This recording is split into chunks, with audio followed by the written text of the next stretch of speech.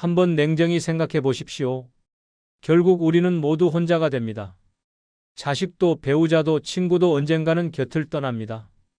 장례식장에 조문객은 많아도 노인의 병실은 늘 텅 비어 있습니다. 전화벨은 울리지 않고 문 두드리는 소리는 사라집니다.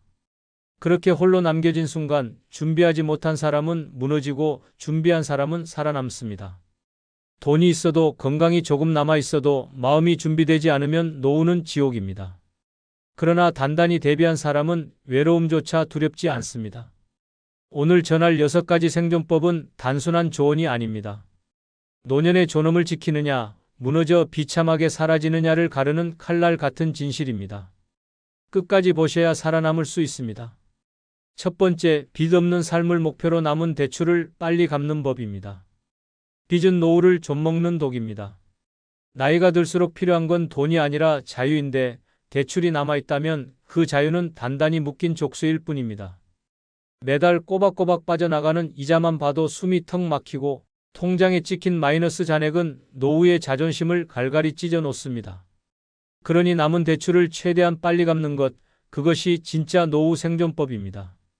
하지만 문제는 이 단순한 진리를 무시하다가 지옥 같은 노후로 떨어진 사람들이 너무 많다는 사실입니다. 경기도 안산에 사는 김영철 씨는 평생 공장에서 일하며 자식들 공부를 책임졌습니다. 그러나 집 한 채 마련하려 무리해서 대출을 받았습니다. 퇴직 후 연금이 나오기 시작했지만 매달 연금의 절반이 대출 이자로 빠져나갔습니다. 아픈 무릎 때문에 병원에 가야 했지만 병원 비조차 아까워 버텼습니다.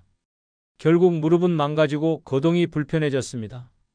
그렇게 되자 자식들도 슬쩍 거리를 두었습니다. 아버지, 저희도 힘들어요. 차갑게 들려오는 말에 가슴이 무너졌습니다. 결국 그는 집을 팔고 월세방으로 옮겨야 했습니다.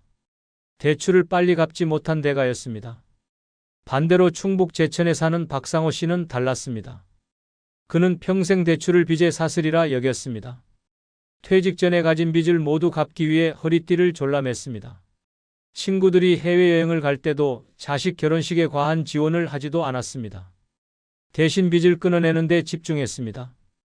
은행의 채무증명서에서 영원이라는 글자를 확인한 날 그는 말했다고 합니다. 이제야 숨이 쉬어진다. 지금은 국민연금으로 소박하게 살지만 남는 게 바로 자유였습니다. 병원에 갈 때도 여행을 떠날 때도 그 어떤 눈치도 보지 않습니다. 서울 강동구의 이순자 씨는 정반대의 길을 걸었습니다. 자식이 사달라는 아파트 청약 통장을 대신 내주기 위해 노후 자금을 털어 대출을 보증해 주었습니다. 처음엔 효녀 소리 들으며 뿌듯했습니다. 하지만 몇 년 뒤 자식의 사업이 망하면서 대출금이 고스란히 본인 책임으로 돌아왔습니다. 그때부터 악몽이 시작됐습니다. 매달 이자 독촉장이 날아들었고 전화벨 소리만 들어도 가슴이 쿵 내려앉았습니다.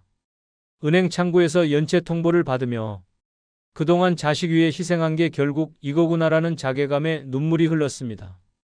결국 집까지 경매에 넘어가고 그는 한순간에 무주택 노인이 됐습니다. 전북 군산에 사는 최정옥 씨는 다르게 선택했습니다. 남편이 세상을 떠난 뒤 그녀는 생활비를 줄여가며 원리금 상환을 최우선으로 삼았습니다. 주변 사람들은 그 돈 좀 늦게 갚아도 되지 않냐며 말렸지만 그는 귀를 닫았습니다. 노후의 빚이란 독약이 될 것을 알았기 때문입니다. 몇 년간 외식도 줄이고 심지어 겨울 난방비도 아끼며 살아 결국 대출을 모두 갚았습니다. 지금 그녀는 말합니다. 비록 가난하게 살아도 빚이 없는 지금이 가장 부자 같다. 이처럼 빚을 끝내지 못한 사람은 하루하루가 불안으로 갉아먹히고 빚을 청산한 사람은 그 자체로 자유를 얻습니다. 노후는 돈보다 마음의 안정이 중요합니다. 하지만 빚이 있으면 하루도 편히 잠들 수 없습니다. 내일 또 어떤 고지서가 날아올지, 어떤 독촉 전화가 울릴지 끊임없이 가슴을 죄어옵니다. 반대로 대출이 영원이 된 순간 삶은 달라집니다. 남 눈치 보지 않고 자식에게 손 벌리지 않고 내가 하고 싶은 선택을 내 힘으로 할 수 있습니다. 빚은 단순히 돈의 문제가 아닙니다. 그것은 노년의 존엄을 앗아가는 무서운 괴물입니다. 그러니 늦기 전에 결심해야 합니다. 남은 대출을 최대한 빨리 갚고 빚 없는 삶을 만드는 것. 그것이 진짜 현명한 노후 생존법입니다. 두 번째, 작은 건강 이상도 미루지 않고 바로 돌보는 법입니다. 노후의 가장 무서운 적은 큰 병이 아니라 작은 증상을 방치하는 것입니다. 가볍게 생각한 두통, 그냥 넘긴 속쓰림, 대수롭지 않게 여긴 기침이 결국 돌이킬 수 없는 병으로 자라납니다.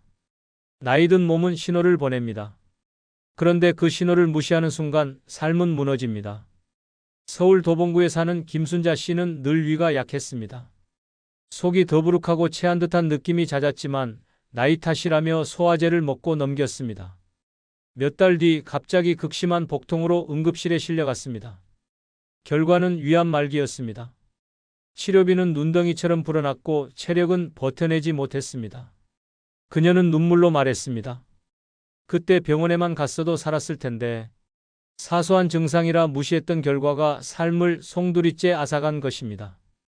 반대로 충남 아산에 사는 박영수 씨는 달랐습니다.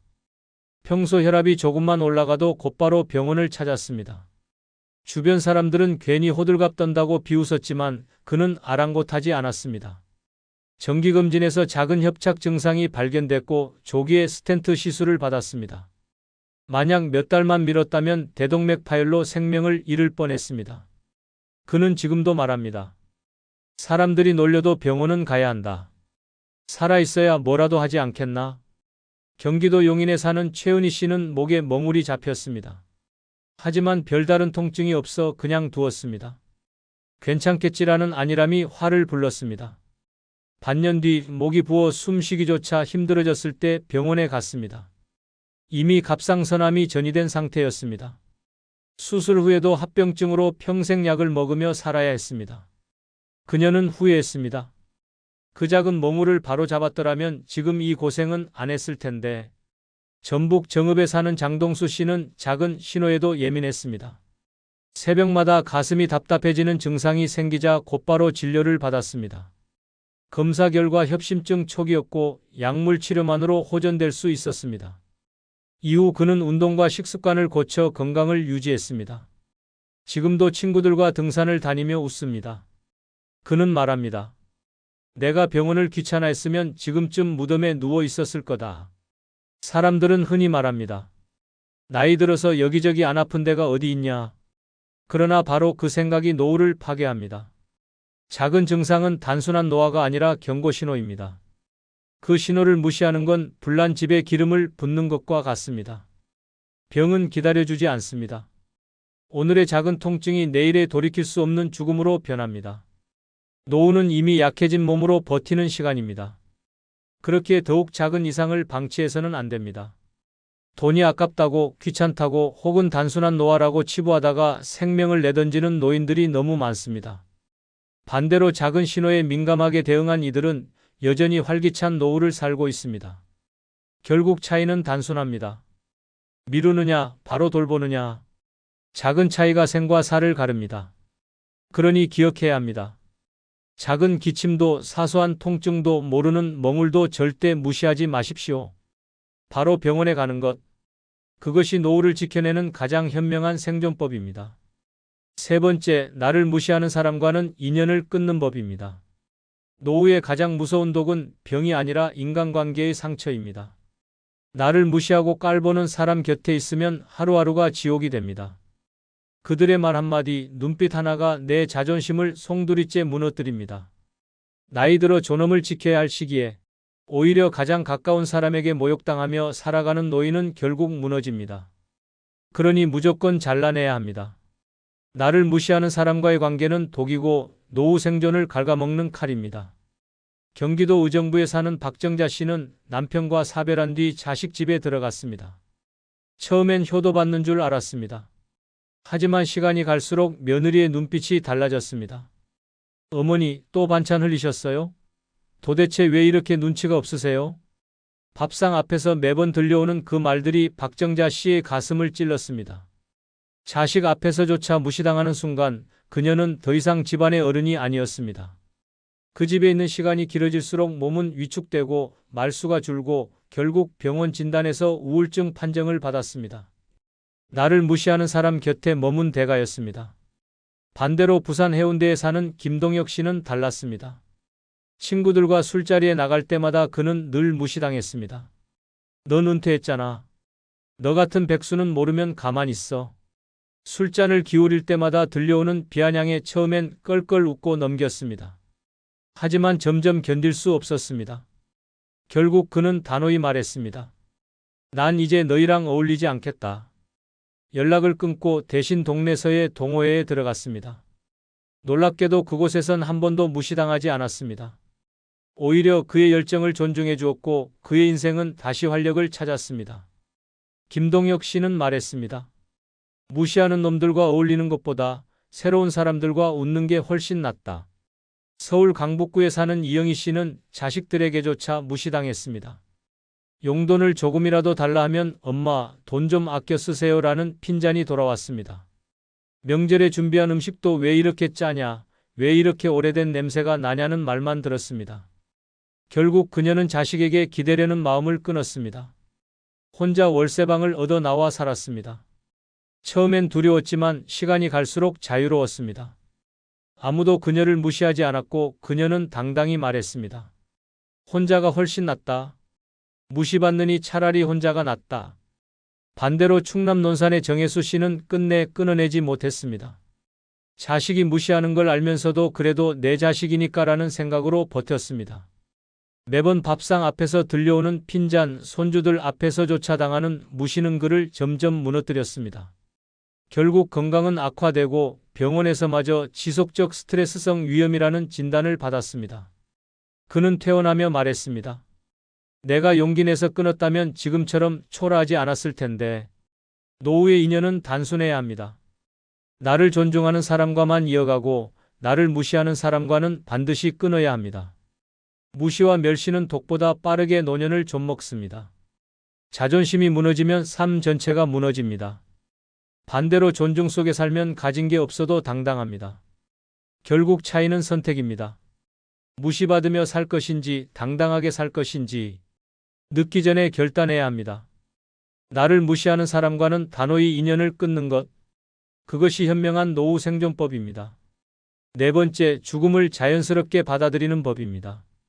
노후의 가장 큰 공포는 죽음입니다. 그러나 죽음을 두려워할수록 삶은 비참해집니다. 피할 수 없는 것을 부정하고 애써 외면하다가 오히려 마지막을 더 고통스럽게 맞이하게 됩니다. 죽음을 받아들이는 것은 단념이 아니라 해방입니다. 두려움이 사라질 때 남은 삶은 훨씬 가볍고 자유로워집니다. 하지만 이를 거부한 사람과 받아들인 사람의 마지막은 극명하게 달랐습니다. 서울 서초구에 사는 한모 씨는 70대 후반에도 성형외과를 찾았습니다. 주름을 없애고 머리에 염색을 하고 젊음을 유지하려 애썼습니다. 그는 늘 말했습니다. 나는 늙는 게 싫어. 죽는 건 상상도 못하겠어. 하지만 아무리 몸부림쳐도 세월은 막을 수 없었습니다. 결국 병이 찾아왔고 병상에 누운 순간부터 그는 절망에 빠졌습니다. 의료진의 작은 말에도 공포에 질렸고 자식들에게 매일 나 안 죽지? 나 살 수 있지? 라고 물었습니다. 마지막 순간까지 두려움에 떨며 눈을 감았고 가족들은 아버지의 죽음이 이렇게 힘들 줄 몰랐다며 오히려 큰 상처를 안았습니다. 죽음을 끝내 받아들이지 못한 삶은 결국 자신도 가족도 지옥으로 끌어들였습니다. 반대로 전남 곡성에 사는 이정자 씨는 달랐습니다. 80세에 암 판정을 받았지만 그녀는 놀랍도록 담담했습니다. 죽을 나이가 됐으니 당연한 거지. 그는 치료 대신 작은 텃밭을 돌보고 동네 아이들에게 김치를 담가 나눠주며 일상을 보냈습니다. 병은 몸을 갉아먹었지만 그녀의 마음은 평온했습니다. 가족들도 함께 웃었고 마지막 날에도 손주들에게 동화를 읽어주다 조용히 숨을 거두었습니다. 장례식에선 모두가 눈물 속에서도 말했습니다. 이렇게 편안한 마지막은 처음 본다. 죽음을 받아들인 그녀의 모습은 오히려 남은 이들에게 위안과 용기를 남겼습니다.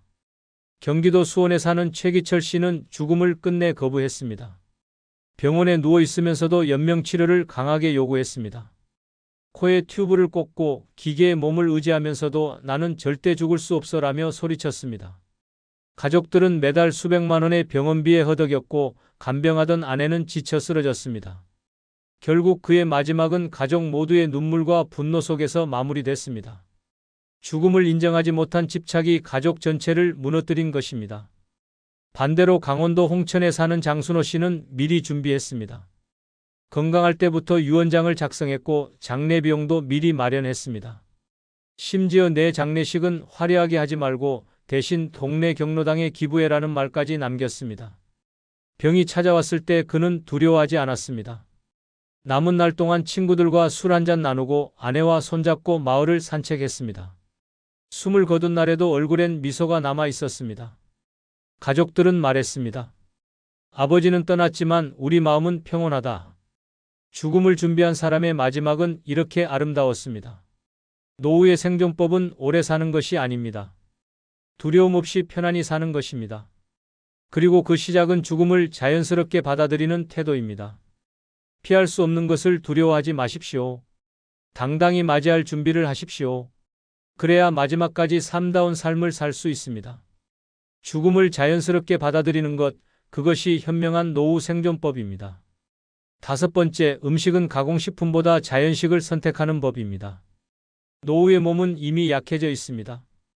그런데도 가공식품을 입에 달고 살면 그 순간부터 몸은 서서히 독에 잠식됩니다. 편하다는 이유로, 싸다는 이유로, 시간이 없다는 이유로 고른 그 한 끼가 결국 내 몸을 무너뜨립니다. 반대로 자연식은 노년의 마지막 생명줄입니다. 땅에서 난 채소, 제철 과일, 소박한 잡곡밥이야말로 긴 인생 끝자락을 지켜주는 방패입니다. 하지만 이 단순한 진실을 무시한 사람과 지킨 사람의 삶은 극명하게 갈렸습니다. 서울 영등포에 사는 최영호 씨는 늘 편의점 도시락으로 끼니를 때웠습니다. 아침엔 삼각김밥, 점심엔 햄버거, 저녁엔 라면이 일상이었습니다. 그는 말했습니다. 늙어서 뭐하러 신선한 거 챙겨 먹어. 그냥 배만 채우면 되지. 하지만 몇 년이 지나자 혈압은 치솟고 혈당은 위험 수치까지 올랐습니다. 결국 뇌졸중으로 쓰러졌습니다. 병원 침대 위에서 그는 눈물을 흘리며 말했습니다. 그냥 밥만 제대로 먹었어도 이렇게는 안 됐을 텐데. 가공식품에 의존한 노후는 결국 고통뿐이었습니다. 반대로 강원도 평창에 사는 김명자 씨는 달랐습니다. 자식들이 가져다주는 과자와 빵을 정중히 거절하고 텃밭에서 기른 상추와 깻잎으로 매일 밥상을 차렸습니다. 반찬은 된장국, 제철 나물, 작은 생선 한 토막이 전부였습니다. 하지만 놀라운 건 그녀의 건강이었습니다. 80이 넘은 나이에도 혈압약 한 알 먹지 않았고 병원 의사조차 고개를 저으며 말했습니다. 비결이 뭐냐고 묻는 사람들이 많을 겁니다. 그녀는 단순하게 대답했습니다. 내가 직접 키운 거 먹고 가공식품은 멀리한 것뿐이에요. 자연식이 그녀의 삶을 지켜낸 것입니다. 경기도 수원의 이창수 씨는 달리 살았습니다. 손주들이 좋아한다며 햄, 소시지, 냉동 피자를 늘 상에 올렸습니다. 본인도 입맛이 달아났는지 매번 그 음식에 손이 갔습니다. 결국 당뇨 합병증이 찾아왔고 발끝이 괴사되면서 절단 수술까지 받았습니다. 그는 병실에서 떨리는 목소리로 말했습니다. 손주 따라 먹은 음식이 내 다리를 앗아갔다. 가공식품의 달콤한 유혹은 결국 치명적인 대가로 돌아왔습니다.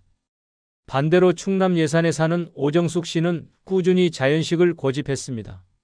새벽마다 시장에 가서 제철 채소를 사고 밭에서 기른 콩으로 두부를 직접 만들어 먹었습니다. 주변 사람들은 그 나이에 왜 그렇게까지 하냐고 물었지만 그녀는 꿋꿋했습니다. 그 결과 70이 넘어서도 마을회관에서 춤을 추고 친구들과 여행을 다닐 만큼 건강을 유지했습니다. 사람들은 그녀를 보고 말했습니다. 저렇게 사는 게 진짜 부자다. 나이가 들수록 음식은 단순해야 합니다. 자연에서 난 그대로의 음식을 먹는 것이야말로 마지막까지 존엄을 지키는 길입니다. 가공식품을 선택한 사람은 병원 침대에 눕고 자연식을 고집한 사람은 여전히 웃으며 걸어 다닙니다. 결국 차이는 내 입에 들어가는 한 숟가락입니다. 늦지 않았습니다. 지금 당장 가공식품을 끊고 자연식을 선택하십시오. 그것이 현명한 노후 생존법입니다. 6번째, 삶을 버티는 것이 아니라 즐기려는 마음을 갖는 법입니다. 노후의 가장 큰 비극은 가난도 병도 아닙니다. 살아있으면서도 삶을 견디는 것으로만 여기는 태도입니다. 아침에 눈을 뜨며 오늘도 버텨야 한다는 생각으로 시작하면 하루는 이미 무너집니다. 버티는 삶은 끝없는 고통의 연장선일 뿐입니다. 그러나 같은 나이, 같은 조건에서도 즐기겠다는 마음 하나로 노년의 빛깔은 완전히 달라집니다. 대전 서구에 사는 김인호 씨는 은퇴 후 모든 걸 체념했습니다. 이 나이에 뭘 더 하겠냐. 그냥 숨만 쉬다 가는 거지. 그렇게 그는 하루 종일 텔레비전 앞에 앉아 리모컨만 눌렀습니다. 밥맛도 잃었고 친구 연락도 받지 않았습니다. 아들은 아버지 밖에 좀 나가세요라고 말했지만 돌아온 대답은 늘 같았습니다. 괜찮다. 그냥 집에 있을래.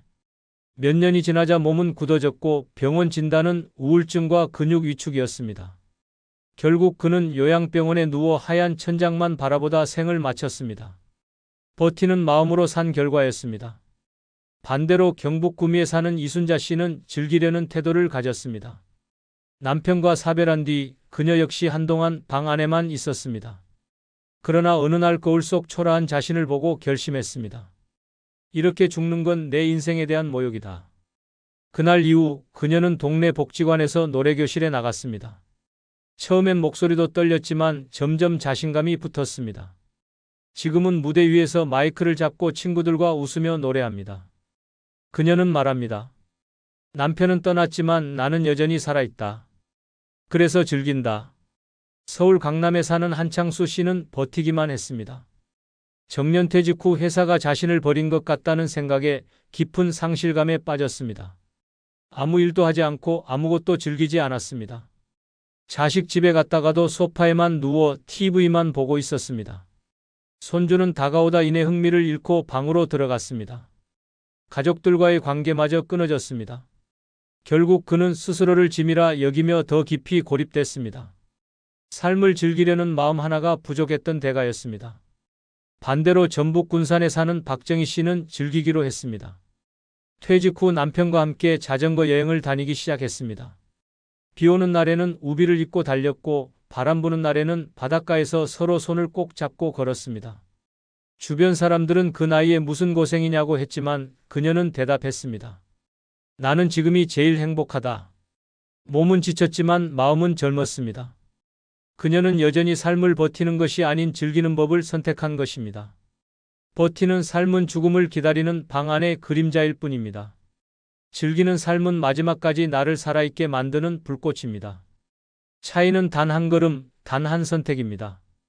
오늘을 억지로 버티며 살 것인지 아니면 즐기며 웃을 것인지 늦지 않았습니다.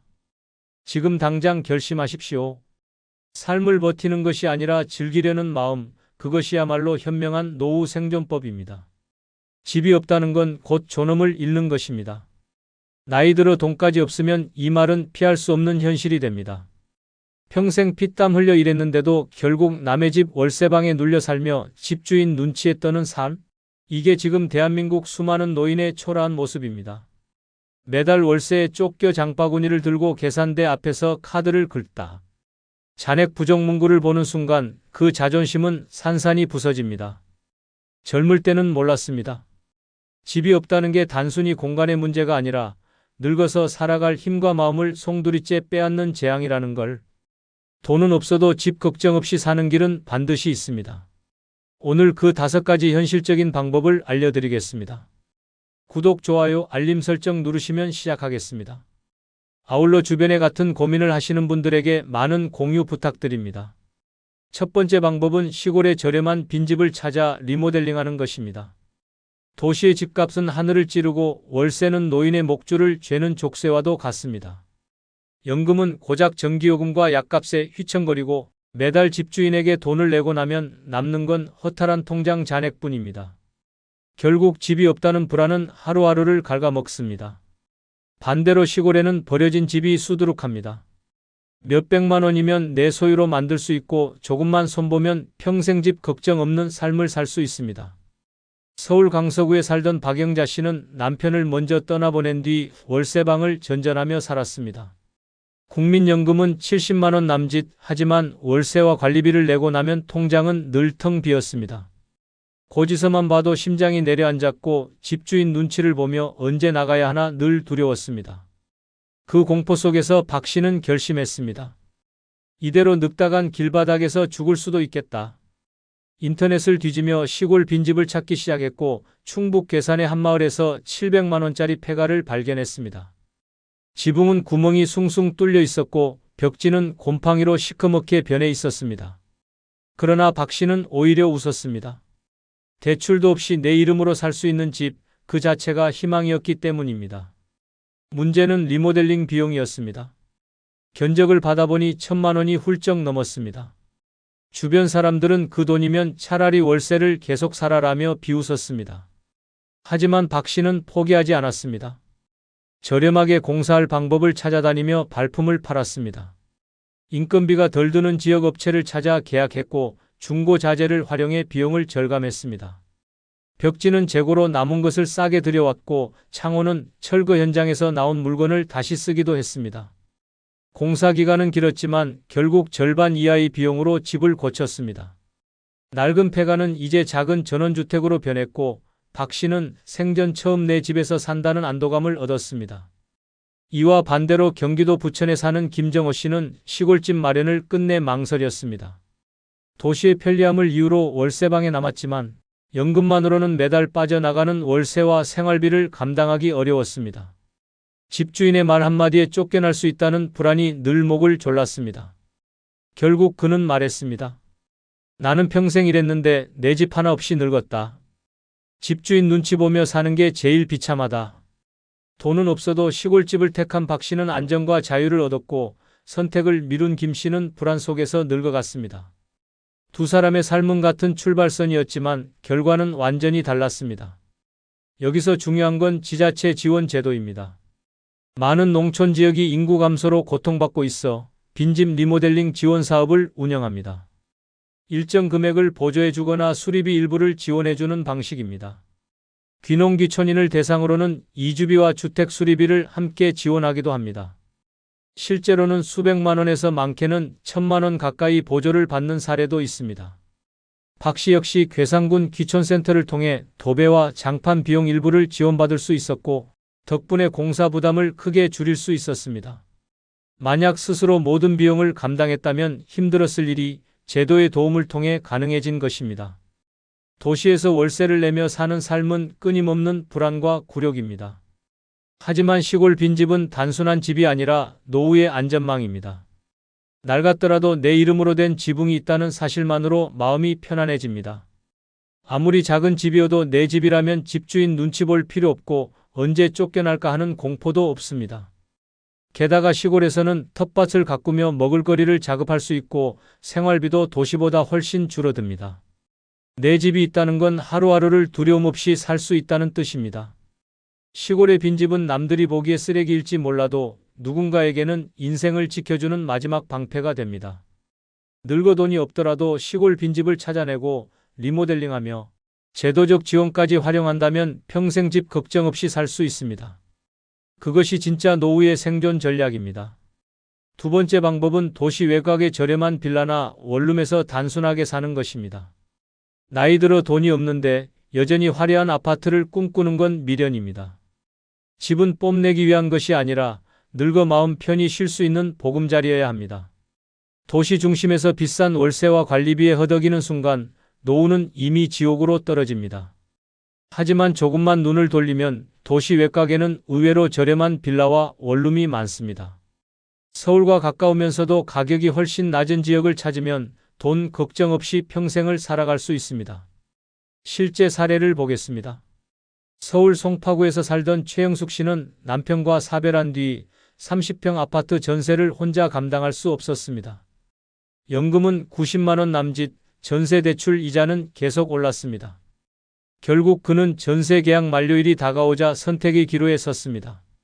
주변 사람들은 시골로 가라고 했지만 최 씨는 의료 접근성과 교통 편의를 포기할 수 없었습니다. 대신 경기도 구리시 외곽에 있는 원룸으로 들어갔습니다.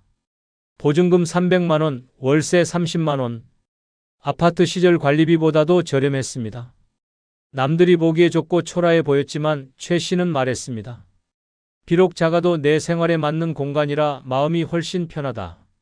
집이 단순해지자 오히려 불안도 사라지고 삶이 가벼워졌습니다. 반대로 서울 도심에 남은 사람도 있습니다.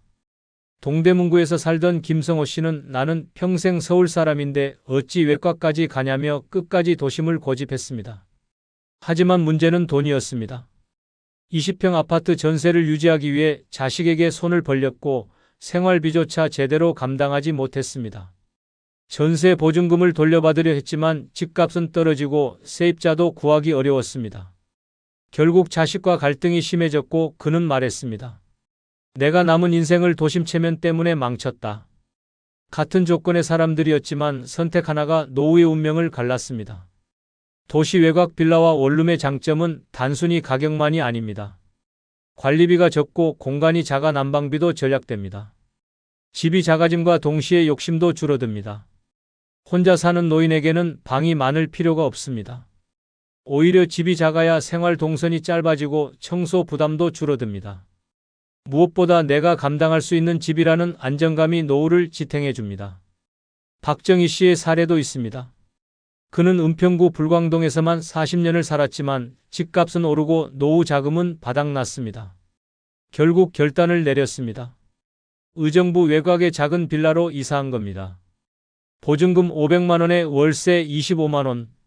좁고 낡았지만 생활비가 절반으로 줄어드니 마음이 편안해졌습니다. 아침에는 바로 앞 전철역을 이용해 서울 병원에도 쉽게 다녀올 수 있었습니다. 그는 말했습니다. 돈 없으면 체면은 독이다. 내 나이에 중요한 건 집 크기가 아니라 남은 돈으로 웃으며 사는 거다. 이처럼 노후에는 화려한 집보다 단순한 집이 답입니다. 집이 작아지면 욕심도 줄고 집이 저렴해지면 돈 걱정도 줄어듭니다. 결국 도시 외곽의 빌라나 원룸은 불안한 노후를 지켜주는 마지막 안전망이 됩니다. 그럼 서울 주변에서 원룸이나 빌라 가격이 비교적 저렴한 지역 5곳을 알려드리겠습니다. 첫째, 경기도 의정부시입니다. 전철로 서울 접근이 가능하면서도 원룸 월세가 25만 원에서 35만 원 선으로 저렴합니다. 둘째, 경기도 구리시입니다.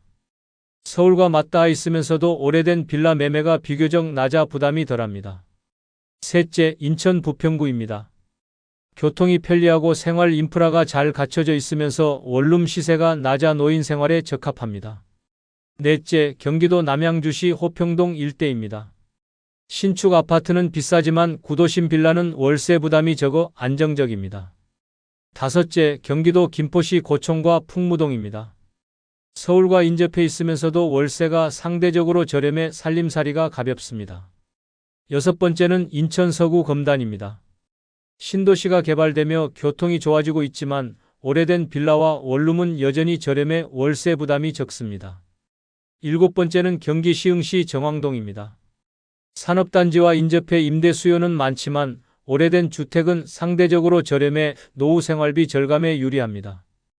여덟 번째는 경기 부천시 소사본동입니다. 서울과 가깝지만 낡은 빌라와 원룸이 많아 시세가 낮고 생활 인프라도 풍부해 안정적인 생활이 가능합니다. 집은 체면이 아니라 생존의 무기입니다. 도심에 집착을 버리고 외곽의 작은 집을 선택하는 순간 불안은 사라지고 자유가 찾아옵니다. 늙어 돈이 없다면 가장 현명한 길은 바로 이 단순한 집으로 옮겨가는 것입니다. 세 번째 방법은 생활비가 싼 해외로 나가 은퇴 생활을 하는 것입니다. 듣기만 해도 충격적으로 들릴 수 있습니다. 나이 들어 해외라니 무모하다고 생각할 수 있습니다. 하지만 돈 없고 집 걱정에 떠는 노년에게 해외는 오히려 탈출구가 됩니다. 한국에서 월세방에 눌려 살며 하루 삼시세끼 걱정하는 것보다 물가가 싼 나라에서 여유있게 살아가는 것이 훨씬 인간답습니다. 물론 늙었지만 아직 체력이 있을 때 가능하다는 점은 반드시 기억해야 합니다. 몸이 약해지고 거동이 힘들어지면 해외 생활은 결코 쉽지 않습니다. 서울 관악구에 살던 정혜순 씨는 남편이 세상을 떠난 뒤 매달 90만 원 연금으로 살았습니다. 하지만 월세와 관리비, 병원비의 생활은 늘 바닥이었습니다. 손주들 생일에도 봉투 하나 제대로 못 챙겨 눈물만 삼켰습니다. 그러다 우연히 태국 치앙마이에서 사는 한국인 은퇴자들의 이야기를 듣게 되었습니다. 월세 25만 원, 한 달 생활비 70만 원으로 충분히 살 수 있다는 말은 충격이었습니다. 결국 정 씨는 결단했습니다. 치앙마이로 이주한 뒤 그의 삶은 완전히 달라졌습니다. 아침마다 노천 카페에서 커피를 마셨고 값싼 마사지를 받으며 아픈 허리를 달랬습니다. 한 달에 한두 번은 근교 여행도 다녔습니다. 그는 말했습니다. 한국에선 연금으로 숨만 쉬었는데 여기선 비로소 살고 있다. 또 다른 사례도 있습니다. 대전에서 살던 김영희 씨는 자식들 눈치 보지 않고 스스로 삶을 꾸리고 싶었습니다. 결국 베트남 후예로 떠났습니다. 월세는 20만 원, 하루 3끼를 현지 음식으로 해결하면 5천 원이면 충분했습니다. 자전거를 타고 다니며 강변을 산책했고 한 달 생활비가 70만 원을 넘지 않았습니다. 그는 웃으며 말했습니다. 한국에서는 연금으로 눈치만 봤는데 여기서는 작은 왕처럼 산다.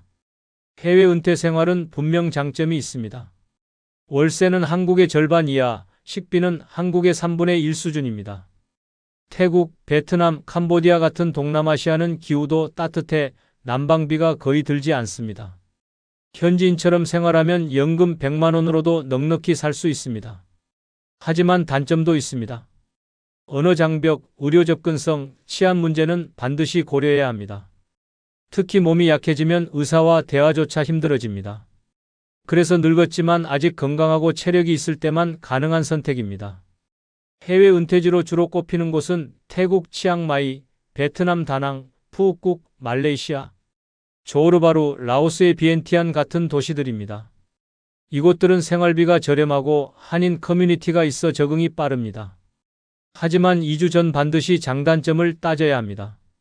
무엇보다 귀국 비용을 확보해 두는 게 중요합니다.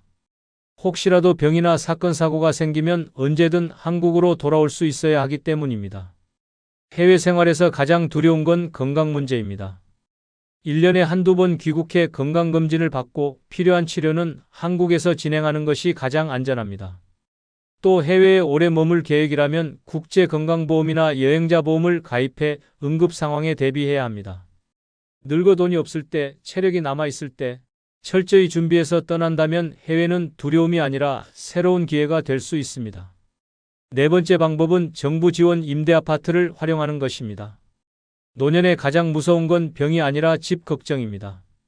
언제 집주인이 나가라고 할지 몰라 불안에 떨고 월세를 내기 위해 손주 용돈조차 줄 수 없는 현실이 노인을 옥죄입니다. 그런데도 많은 이들이 정부 임대아파트 제도를 외면하거나 자신과 상관없는 일이라 치부합니다. 그러나 이 제도를 제대로 알면 늙어도 집 걱정 없이 평생 살아갈 수 있습니다. 서울 마포구에 살던 김순자 씨는 남편이 세상을 떠난 뒤 원룸에서 혼자 살았습니다. 연금 80만 원으로는 턱없이 부족했습니다.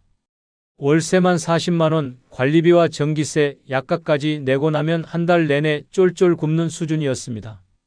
결국 김 씨는 자식들에게 손을 벌렸고 자식들은 엄마, 우리도 사정이 빠듯하다라며 고개를 저었습니다. 그때 김 씨가 알게 된 게 바로 영구 임대 아파트였습니다. 보증금은 100만 원 남짓, 월 임대료는 10만 원대. 그동안 불안에 시달리던 삶이 단숨에 바뀌었습니다. 좁지만 안전했고 관리사무소에서 늘 돌봐주니 마음마저 든든했습니다. 김 씨는 말했습니다. 내 인생에서 가장 큰 복권은 바로 정부 임대아파트 당첨이었다. 반대로 이 제도를 무시한 사람도 있었습니다. 경기도 안양에 살던 박성호 씨는 체면을 이유로 임대아파트 신청을 꺼렸습니다. 나는 평생 일했는데 임대아파트에 들어가면 창피하다라는 허세가 발목을 잡았습니다. 하지만 현실은 냉혹했습니다. 전세 보증금은 빠르게 올랐고 재계약을 앞두고 집주인은 보증금 3천만 원 더 올려라고 통보했습니다. 당장 돈을 마련할 길이 없던 박 씨는 쫓겨나듯 반지하로 들어갔습니다. 곰팡이 냄새가 가득한 방에서 장마철이면 물이 스며드는 벽을 붙잡고 한숨 쉬었습니다. 결국 체면 하나 지키려다 건강과 삶의 질 모두 무너져 내렸습니다. 정부 지원 임대아파트는 종류가 다양합니다. 대표적으로 영구임대, 국민임대, 행복주택, 공공임대가 있습니다. 영구임대는 기초생활수급자나 저소득층 노인에게 제공됩니다. 보증금은 100만 원에서 200만 원대, 월 임대료는 10만 원대에 불과합니다. 국민임대는 소득이 조금 있는 서민층도 신청 가능하며 보증금과 임대료가 상대적으로 높지만 여전히 시세보다 훨씬 저렴합니다. 행복주택은 청년 신혼부부 위주지만 일부 지역은 노인도 신청이 가능합니다. 공공임대는 일정 기간 거주 후 분양 전환 기회가 주어지기도 합니다. 입주 조건은 소득과 자산 기준을 충족해야 합니다. 예를 들어 영구임대는 가구 소득이 중위소득의 50% 이하, 무주택 세대여야 합니다. 국민임대는 무주택자이면서 소득이 도시근로자 월 평균 소득의 70% 이하인 경우 가능합니다. 노인의 경우 단독세 대주여도 인정되는 경우가 많아 기회가 넓습니다. 당첨 확률을 높이려면 경쟁이 치열한 서울 도심보다는 외곽이나 수도권, 지방 도시를 노려야 합니다. 실제로 서울 강남이나 마포, 용산 같은 인기 지역은 경쟁률이 수십 대 1을 넘습니다. 그러나 인천 서구, 경기 시흥, 충북 청주, 전북 익산 같은 지역은 상대적으로 낮아 당첨 확률이 높습니다. 또한 예비 입주자 모집에 지원하는 것도 좋은 방법입니다. 한 번 떨어졌다고 끝이 아니라 순번이 돌아오면 입주 기회가 생깁니다. 당첨 방법은 간단합니다.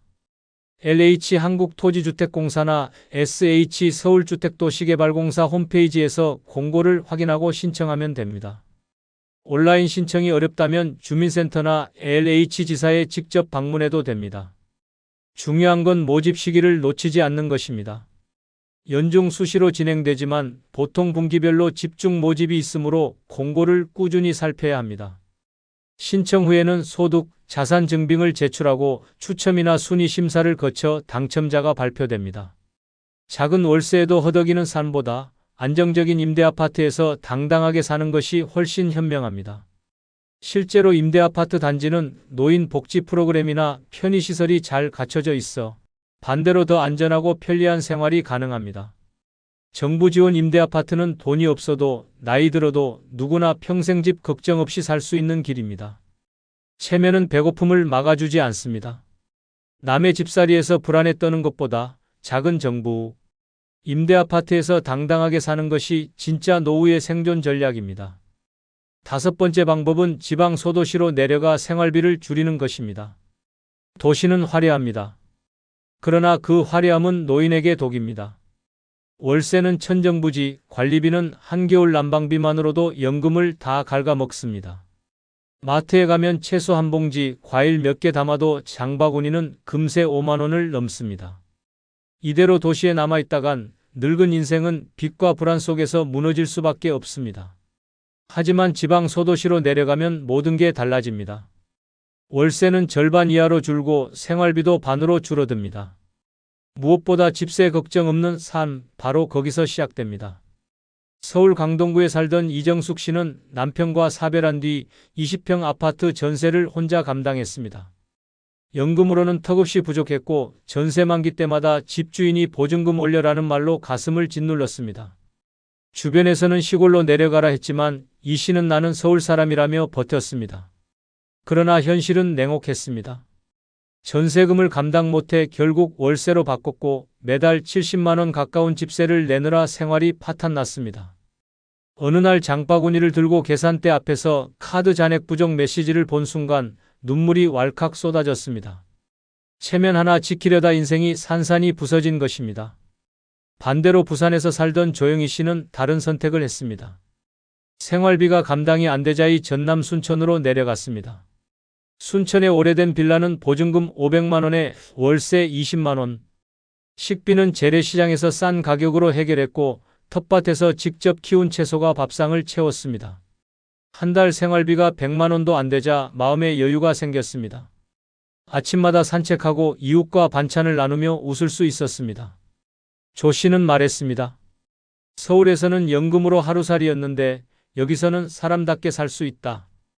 이 두 사례가 보여주는 건 단순합니다. 지방 소도시는 단순한 이사가 아니라 늙은 인생을 지켜주는 탈출구라는 사실입니다. 도시의 빚덩이에서 허덕이는 삶과 지방에서 안정된 삶은 선택 하나로 갈립니다. 생활비가 저렴하고 노후에 살기 좋은 지방 소도시 5곳을 추천해 드립니다. 첫째는 전남 순천입니다. 재래시장이 활성화되어 먹거리가 싸고 월세도 서울의 절반 이하입니다. 둘째는 경북 안동입니다. 전통문화도시라 정착 지원이 많고 물가가 안정적입니다. 셋째는 충북 제천입니다. 아파트 전세가 저렴하고 의료 인프라도 갖춰져 있어 노후 생활에 유리합니다. 넷째는 전북 익산입니다. 집값이 낮아 적은 돈으로도 안정적인 보금자리를 마련할 수 있습니다. 5번째는 강원 원주입니다. 서울 접근성이 좋으면서도 생활비가 크게 낮아 노인들에게 인기가 많습니다.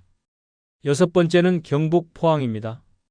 바다와 인접해 있어 먹거리가 풍부하고 주거 비용이 낮아 생활비 부담이 적습니다. 일곱 번째는 충남 공주입니다. 역사문화 도시로 물가가 안정적이며 교통이 편리해 서울, 대전 접근이 좋습니다.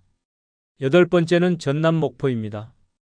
해산물이 저렴하고 생활 인프라도 잘 갖춰져 있어 노인 생활에 안성맞춤입니다. 아홉 번째는 전북 군산입니다. 집값과 월세가 낮고 의료시설도 잘 갖춰져 있어 안정적인 생활이 가능합니다. 열 번째는 경남 통영입니다. 바다를 끼고 있는 도시로 자연환경이 쾌적하고 생활비가 수도권 대비 크게 저렴합니다. 남의 집살이에서 불안에 떠는 대신 내 손에 맞는 소박한 집에서 당당히 살아가는 것. 그것이 돈 없는 노년이 집 걱정 없이 살 수 있는 가장 현실적인 길입니다. 여러분, 오늘은 바로 시작하겠습니다. 늙어 가장 쓸모없는 게 형제 자매인 첫 번째 이유는 내 기쁨엔 침묵하고 불행엔 냉소했기 때문입니다. 평생을 함께 자라온 피부치라고 믿었던 사람들이 정작 내가 잘 될 때는 입을 꾹 다물고 내가 무너질 때는 냉소를 흘리며 뒤에서 수군거립니다. 내가 손주를 얻어 환하게 웃을 때도 축하 전화 한 통 걸지 않고 오히려 저 집은 돈 많으니 애도 잘 낳고 사내라며 뒷말을 보탭니다. 내가 병원에 입원했을 때는 평생 그렇게 살더니 결국 꼴이 저렇지라며 은근한 비웃음을 합니다. 이보다 더 잔혹한 배신이 어디 있습니까? 남보다 더 가까운 사람이라 믿었던 형제 자매가 남보다 더 차갑게 내 인생을 깎아내릴 때 그 순간 깨닫습니다. 피는 물보다 진하다는 말은 착각이었고 가장 쓸모없는 인연은 결국 형제 자매라는 잔혹한 진실입니다. 젊을 땐 몰랐습니다. 부모라는 울타리 속에서 명절이면 모여 밥 먹고 웃던 그 시간이 영원할 줄 알았습니다. 그러나 부모가 떠나고 각자 가정과 이해관계가 생기면서 형제 자매는 더 이상 가족이 아니라 경쟁자가 됩니다. 내가 집을 사면 질투하고 내가 직장에서 승진하면 뒤에서 폄하합니다. 반대로 내가 실패하면 손을 잡아주기는커녕 그러게 누가 그렇게 하랬냐는 말로 가슴에 못을 박습니다. 기쁨에는 묵묵부답, 불행에는 비아냥. 이 이상 쓸모없는 존재가 어디 있습니까? 노년에 기대야 할 가족이라 믿었던 형제 자매가 결국은 내 기쁨을 함께하지 않고 내 불행을 즐기며 살아갑니다. 이 사실을 깨달을 때 사람은 비로소 독하게 홀로 서는 법을 배우게 됩니다. 실제 사례 하나를 보겠습니다. 경기도 성남에 사는 이정화 씨는 평생 장사를 하며 자식들을 대학까지 보냈습니다. 늦은 나이에 손주가 태어났을 때 세상 그 무엇보다 기쁘고 행복했습니다. 친정 형제들에게 전화를 걸어 소식을 전했지만 돌아온 반응은 싸늘했습니다. 그 나이에 무슨 손주 자랑이냐, 요즘 누가 그런 걸 대단하다 하냐는 냉소뿐이었습니다. 정작 동네 친구들은 축하한다며 꽃다발을 들고 찾아왔는데 형제들은 단 한 명도 얼굴을 비추지 않았습니다. 그러나 몇 년 뒤 그녀가 남편 빚보증 문제로 집을 잃고 고생한다는 소식이 퍼지자 형제들은 모여 앉아 그녀의 과거를 들추며 손가락질했습니다. 괜히 잘난 척하더니 꼴 좋다. 정화 씨는 그때 비로소 피부치라는 이름이 얼마나 공허한지 절절히 깨달았습니다. 또 다른 사례는 전라북도 군산에 사는 박태수 씨의 이야기입니다. 젊을 땐 작은 회사의 대표로 잘 나갔습니다. 사업이 잘 될 때는 형제들이 침묵했습니다. 아무도 찾아오지 않았고 누구도 함께 기뻐해주지 않았습니다. 그러나 IMF 때 회사가 부도나고 그는 하루아침에 빈털터리가 되었습니다. 그때 형제들은 기다렸다는 듯 달려들었습니다. 내가 그렇게 허세 부리더니 결국 이 꼴이냐라며 모욕을 주었고 심지어 부모에게까지 저런 아들 둔 게 불행이라며 말했습니다. 도움은커녕 그의 집안은 더욱 고립되었습니다. 하지만 시간이 흘러 그는 다시 일어나 작은 가게를 운영하며 삶을 회복했습니다. 그제야 형제들이 다시 나타나 예전 일은 잊자고 말했지만 이미 가슴에 남은 상처는 지워지지 않았습니다.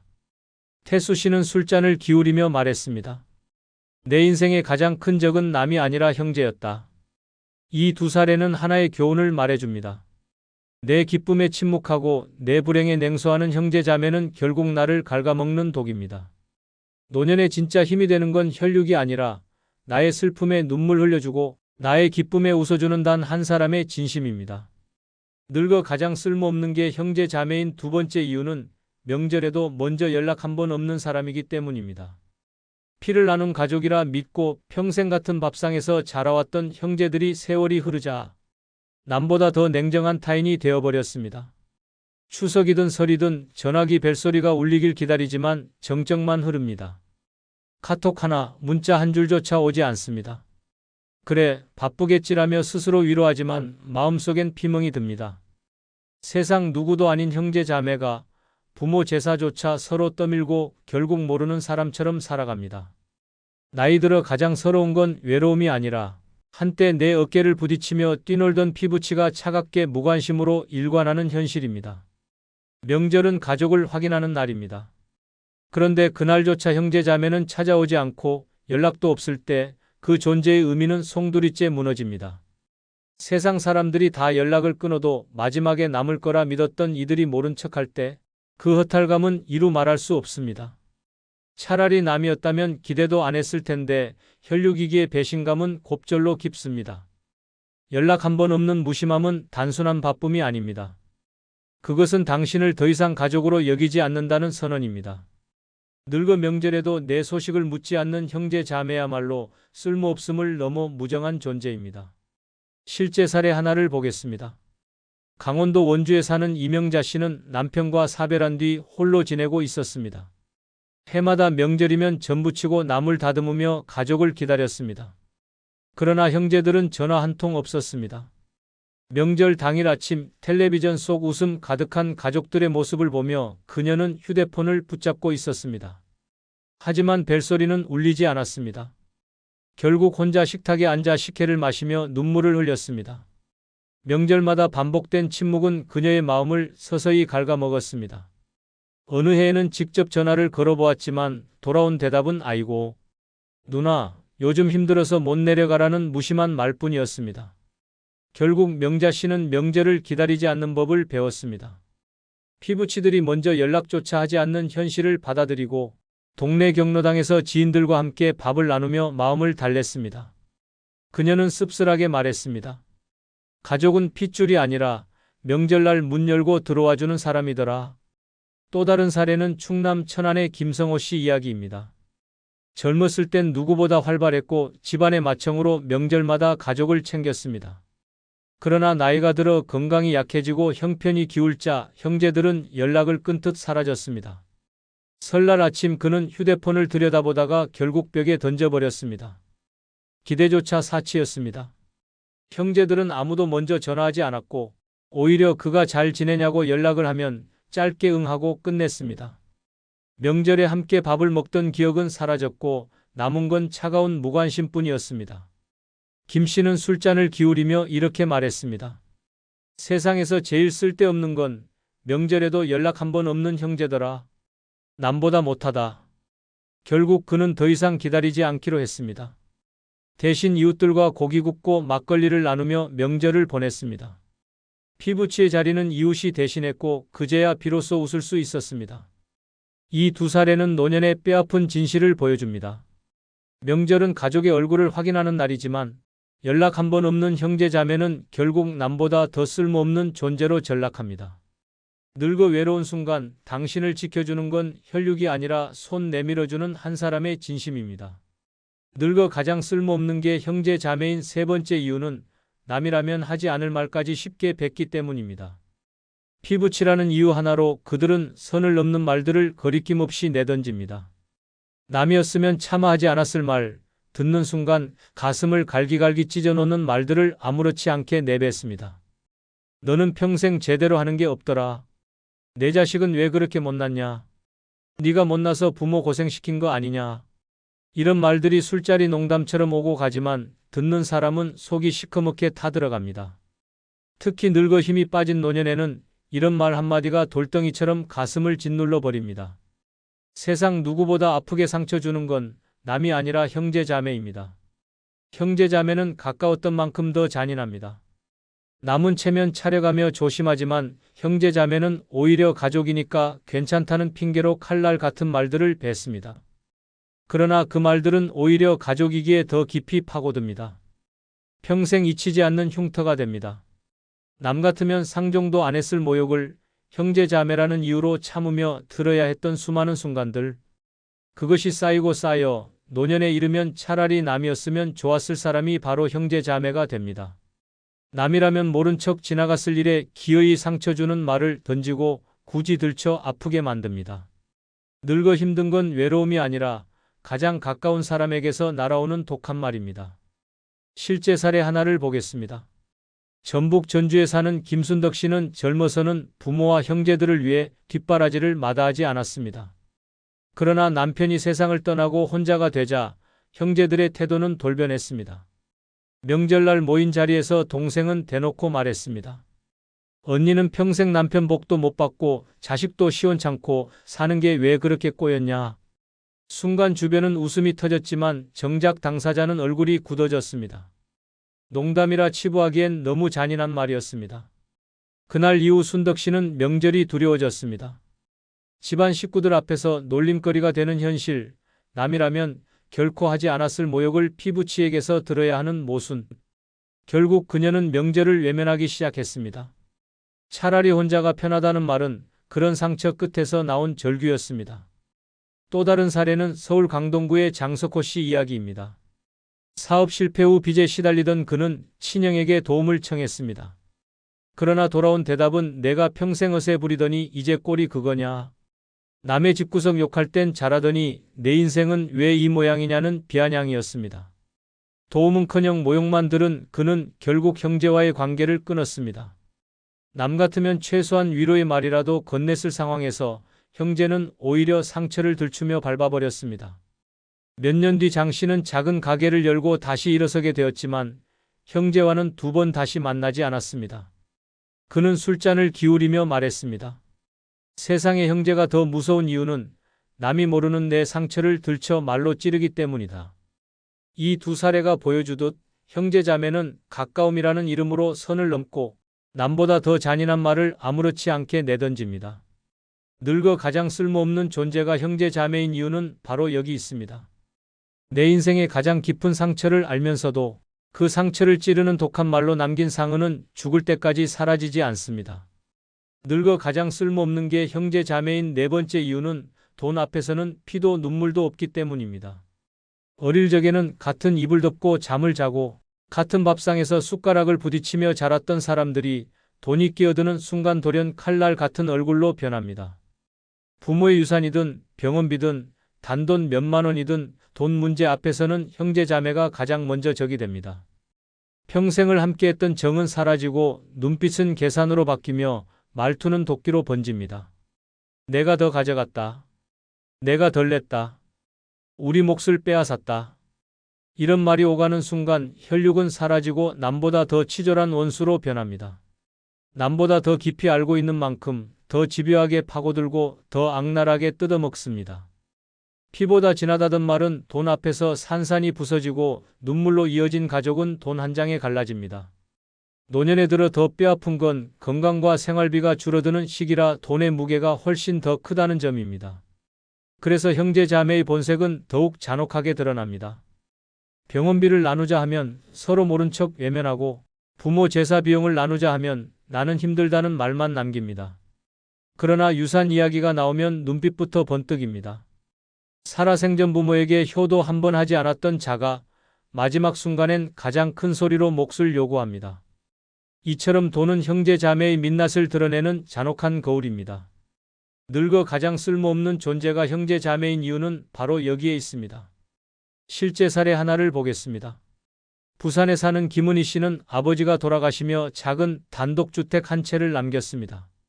장례식장에서조차 상복을 입은 형제들이 모여 앉아 가장 먼저 꺼낸 말은 집을 어떻게 나눌 거냐였습니다. 울음 대신 계산기, 조문 대신 법률 상담. 결국 집을 팔아 나누기로 했지만 막내가 더 가져갔다. 큰딸이 부모 모실 때 제대로 한 게 없었다는 말로 싸움이 이어졌습니다. 은희 씨는 부모 사진 앞에서 무릎 꿇고 울부짖었습니다. 아버지, 이게 가족입니까?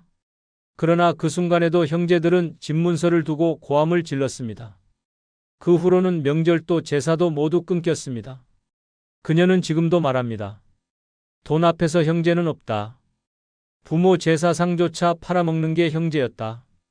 또 다른 사례는 충북 제천의 최성호 씨 이야기입니다. 그는 뇌출혈로 쓰러져 긴 병원 생활을 해야 했습니다. 자식들이 어려 형제들에게 도움을 부탁했지만 돌아온 대답은 차가웠습니다. 그건 니네 집 문제지 왜 우리를 끌어들이냐. 병원비를 조금이라도 보태달라는 말에 형제들은 전화기를 끊었습니다. 그런데 몇 년 뒤 그가 기적적으로 회복하고 보상금을 조금 받게 되자 형제들이 하나둘 다시 찾아왔습니다. 우리가 남이냐 형제인데 같이 좀 나눠 쓰자. 죽을 고비에선 한 푼도 내지 않던 사람들이 돈 냄새를 맡자 가장 먼저 찾아와 손을 내미는 현실. 최 씨는 이를 갈며 말했습니다. 가장 피도 눈물도 없는 건 남이 아니라 형제였다. 결국 그는 형제와 완전히 연을 끊고 남은 돈으로 홀로 노후를 준비했습니다. 늙어 가장 쓸모없는 존재가 형제 자매인 이유는 돈 앞에서 피도 눈물도 버린 채 가장 먼저 칼을 드는 사람들이 바로 그들이기 때문입니다. 늙어 가장 쓸모없는 게 형제 자매인 다섯 번째 이유는 내가 돈 없으면 남들처럼 똑같이 무시하기 때문입니다. 피를 나눈 사이라도 내 통장이 텅 비고 주머니 사정이 궁핍해지면 형제 자매는 남들과 다르지 않습니다. 아니, 오히려 남보다 더 잔인하게 무시합니다. 젊을 땐 가족은 끝까지 의지할 곳이라 믿었지만 나이 들어 지갑이 비는 순간 그 믿음은 처참히 부서집니다. 돈이 있을 때는 슬며시 다가와 밥 한 끼 얻어먹고 여행도 따라다니며 웃던 얼굴들이 돈이 사라지는 순간 손바닥 뒤집듯 차갑게 돌아섭니다. 형편이 안 되니까 연락하지 마라. 내가 힘들면 우리도 힘들다. 이런 말이 피부치의 입에서 나옵니다. 피를 나눈 형제라면 조금은 따뜻할 줄 알았던 기대는 산산이 깨지고 돈 없으면 같은 피도 결국 남이 됩니다. 노년의 현실은 더 비참합니다. 늙어 돈이 없다는 건 단순히 생활이 곤란하다는 뜻이 아닙니다. 사람들의 태도가 돌변한다는 의미입니다. 형제자매는 젊을 때 서로 힘들어도 기댈 수 있는 존재라 여겼지만 막상 늙어 돈이 바닥나면 그들은 곁에 없는 남들과 똑같이 무시합니다. 아니, 더 큰 차이는 남은 애초에 기대조차 없었지만 형제자매는 기대가 있었기에 그 배신감이 두 배로 깊다는 점입니다. 돈 없으면 형제도 남이다. 이 잔혹한 문장은 노년의 피로 새겨지는 진실입니다. 실제 사례 하나를 보겠습니다. 전남 목포에 사는 최영자 씨는 남편이 돌아가신 뒤 소일거리로 번 돈으로 겨우 생활을 이어가고 있었습니다. 과거 형제들에게는 늘 큰언니로서 든든한 존재였습니다. 잘 나갈 땐 용돈도 챙겨주고 어려운 일이 생기면 발벗고 나섰습니다. 그러나 나이가 들어 생활비조차 빠듯해지자 형제들의 태도는 180도 달라졌습니다. 설에 전화를 걸면 언니, 나도 힘들어라는 말만 되풀이했습니다. 어느 날 병원비가 급하게 필요해 동생에게 도움을 청했지만 돌아온 말은 차갑게 뱉은 한마디였습니다. 언니, 우리도 여유 없어. 괜히 기대하지 마. 한때는 가족이라며 찾아오던 사람들이 돈이 사라지자 손사래를 치며 등을 돌렸습니다. 영자 씨는 그날 이후 형제에게 전화기를 들지 않았습니다. 그녀는 눈물 섞인 목소리로 말했습니다. 돈 있을 땐 찾아오고 돈 없으니 남보다 못하다. 이게 형제다. 또 다른 사례는 대구 수성구에 사는 박진호 씨의 이야기입니다. 그는 젊어서는 작은 사업을 하며 형제들까지 도왔습니다. 동생 결혼식 비용도 보태주고 부모 장례도 책임졌습니다. 그럴 땐 형제들이 늘 그를 중심으로 모였습니다. 그러나 IMF 때 사업이 무너지고 빈털터리가 되자 형제들의 태도는 싸늘했습니다. 그가 잠시만 도와달라고 말했을 때 형은 대놓고 말했습니다. 내가 그럴 줄 몰랐냐, 우리는 더 힘들다. 이후 명절에도 초대받지 못했고 술 한잔 함께 하자는 연락조차 끊겼습니다. 몇 년 뒤 진호 씨가 어렵게 다시 자리를 잡자 형제들이 하나둘 연락을 해왔습니다. 우리도 보자, 가족끼리 왜 이러냐. 하지만 이미 마음속엔 깊은 상처가 남았습니다. 이 두 사례가 보여주듯 늙어 돈이 없으면 형제자매는 남들과 다르지 않습니다. 같은 피를 나눴다 해도 돈이 없다는 이유 하나로 똑같이 무시하고 오히려 더 차갑게 돌아섭니다. 그래서 늙어 가장 쓸모없는 존재가 형제자매라는 말은 잔혹하지만 너무도 진실입니다. 늙어 가장 쓸모없는 게 형제자매인 여섯 번째 이유는 내 자식 흉을 듣는 순간 피가 끊긴 느낌이 들었기 때문입니다. 자식은 부모의 마지막 자존심이자 남은 인생의 희망입니다. 내가 늙어 몸은 약해져도 내 자식 이야기가 나오면 어깨가 펴지고 입가에 웃음이 번집니다. 그런데 그 자식이 형제 자매의 입에서 비웃음거리로 전락하는 순간 그 끈은 무참히 끊어집니다. 내 아들은 겨우 그 직장이냐? 내 딸은 시집도 못 가고 뭐하냐? 네 자식은 부모 닮아 제대로 된 게 없다. 이런 말은 남이라면 감히 하지도 못할 말입니다. 그러나 형제 자매는 피부치라는 이유로 가차없이 내뱉습니다. 노년에 가장 견디기 힘든 건 내 자식이 욕을 먹는 장면을 마주하는 일입니다. 내가 욕을 듣는 것보다 더 아프고 내가 무시당하는 것보다 더 치욕적입니다. 내 삶을 다 바쳐 키운 아이가 내 형제의 입에서 조롱거리가 될 때 그건 단순한 말이 아니라 나를 향한 칼날이기도 합니다. 젊었을 땐 그저 속으로 사귀며 넘어갔지만 늙어 자존심 하나로 버티는 나이에 그런 말을 듣는 건 피를 토하는 고통과 같습니다. 이보다 더 잔인한 배신이 어디 있습니까? 그래서 늙어 형제 자매는 쓸모없는 존재로 전락합니다. 내 자식 흉을 보는 순간 남보다 더 멀어진 남이 되는 겁니다. 실제 사례 하나를 보겠습니다. 경기도 용인에 사는 박정자 씨는 평생 아들 하나를 위해 살았습니다. 아들이 대학을 나와 교사가 되었을 때 그녀는 세상에서 가장 행복한 어머니였습니다. 그러나 명절날 모인 자리에서 동생이 농담처럼 내뱉은 말이 그녀의 가슴을 갈랐습니다.